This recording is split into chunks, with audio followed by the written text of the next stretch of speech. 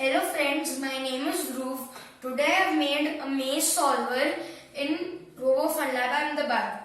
I have used components like one EV3 brick, one medium motor, one ultrasonic sensor, two large motors and many more non-electronic components. Let me tell you how it works. First, it will go forward.